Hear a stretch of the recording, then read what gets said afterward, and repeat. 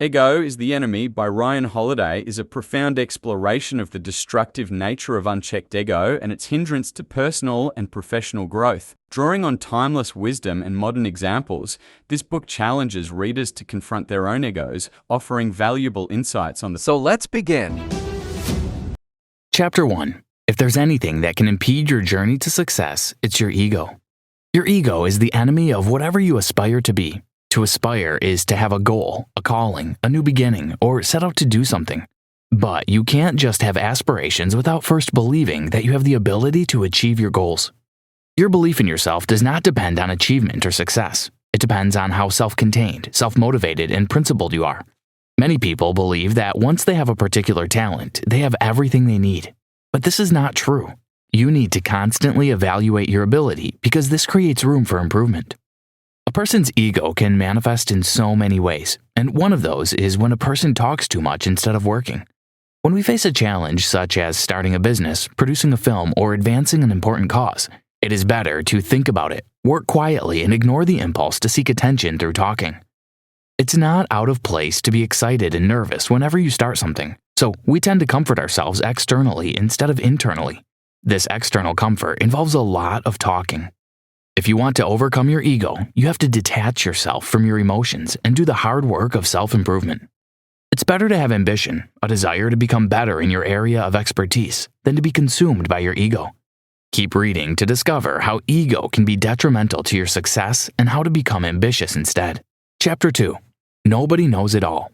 This should drive you to learn from others and build relationships. By being humble, you can overcome the assumption that you know it all. Until you realize that you don't know everything, you will be unable to learn. And the day you stop learning is the day you die. When you constantly remind yourself that you're not the best person in the world, you'll be able to manage your ego. There is always someone better than you, someone you can learn from. Take Kirk Hammett, for instance. He passed an opportunity to become a member of a famous rock band, Metallica, but he knew he needed to learn. So he found himself a mentor, Joe Satriani, a renowned guitarist. By learning from Satriani, Hammett was able to acquire new skills and become better as a guitarist. Being a mentee can help you rein in your ego. In taking or receiving feedback, the ego tends to ignore harsh or negative feedback by telling us we do not need them, when in fact we do.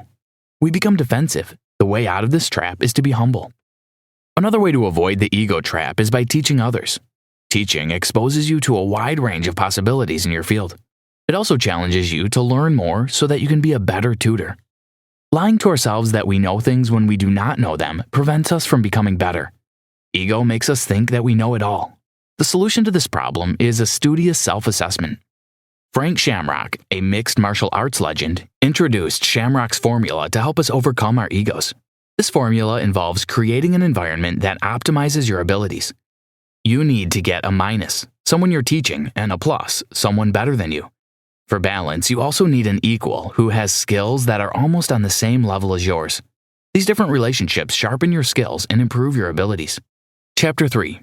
Pride prevents you from listening to advice and can lead to failure. Many people focus on their passion without having any purpose. Passion makes you try the same thing repeatedly with the expectation of a different result. But purpose is like passion without boundaries. For you to achieve great things, you have to choose to live with purpose. One clog in the wheel of living a purposeful life is pride. Pride makes you cling to past glory.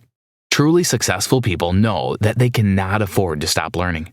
They always push harder and try to outdo their last victory. If Steve Jobs had allowed his achievement with the Apple II computer to get into his head, we probably would not have iPhones and iPads today. Not only will pride keep you from improving, but it will also make you resistant to correction.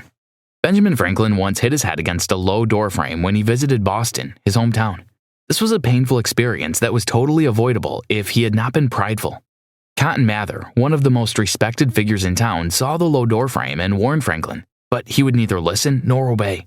Franklin thought he knew better, and his pride got him injured. To overcome pride, ask yourself how a humble person would approach a situation and follow their example. Also, learn to create new, impactful tasks instead of holding on to your past successes. You can have a supportive friend as an accountability partner. Did you know? Sometimes people employ more aggressive methods to sustain their false impressions of themselves. Chapter 4. There's an increase in productivity when individuals of different strengths work together.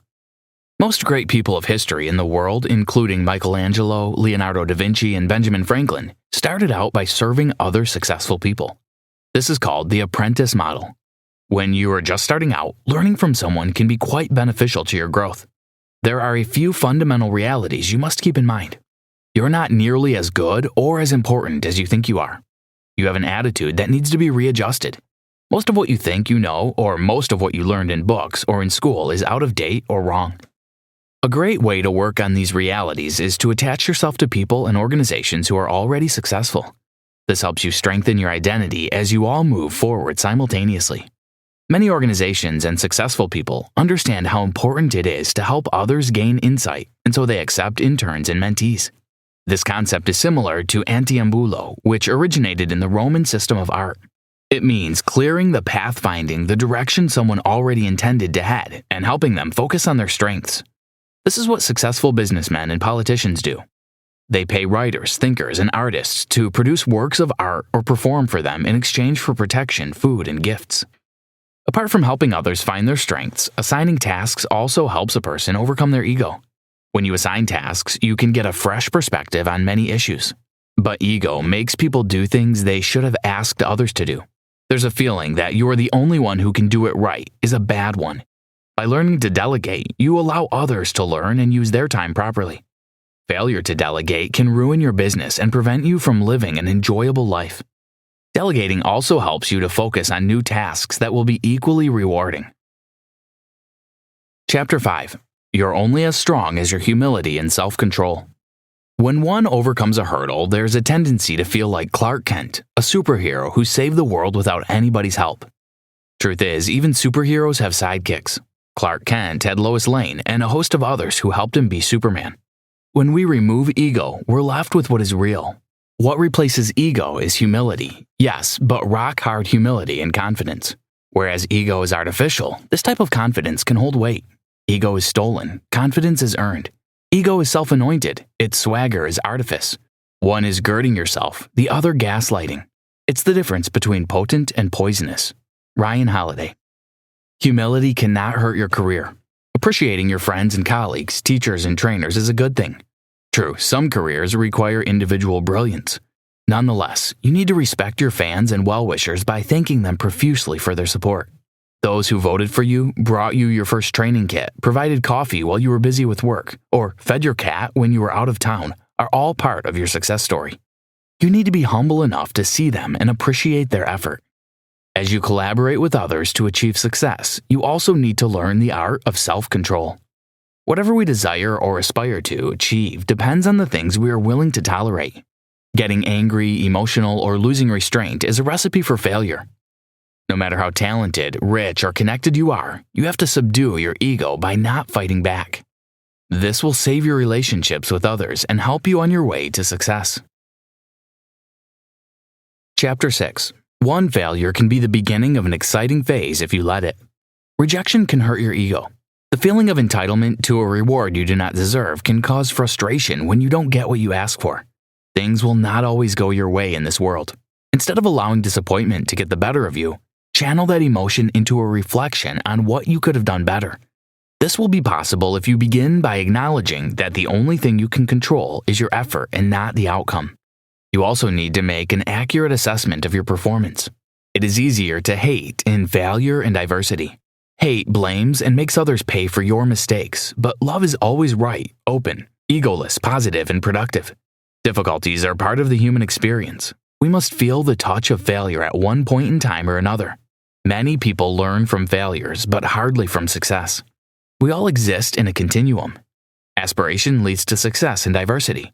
Success creates its own adversity and hopefully new ambitions. Adversity leads to more success. Whatever's next for us, the thing we must avoid is ego. It makes all the steps hard. All great men and women went through difficulties to get where they are, and they made mistakes. No one is infallible. Try to do better than your best, and your chances of succeeding at future attempts will increase considerably. When things do not go your way, investigate the reason for the failure. Chapter 7. Ego is always the enemy of whatever feat you plan to achieve, but sobriety can help you. You will start to feel better when you can separate yourself from situations and people's opinions. Ego makes you feel you are invincible and you have unlimited force. But sobriety is the command of oneself, and you should embrace it. Do not be deceived by the recognition you have or the amount of money in your bank account. Greatness comes from humble beginnings. It comes from grunt work. It means you're the least important person in the room until you change that with results. Ryan Holiday. Maintaining sobriety requires fighting forces that surround one's ego. Ego clouds the mind, but sobriety prevents this from happening. Sobriety balances our success when things begin to get better. For what often comes next, ego is the enemy. This entails finding a balance or a midpoint between our ego and our desire to achieve. Behind every goal is a drive to be happy and fulfilled. But when egoism sets in, you lose track of your goals. A great way to maintain ego sobriety is to grow up and organize yourself.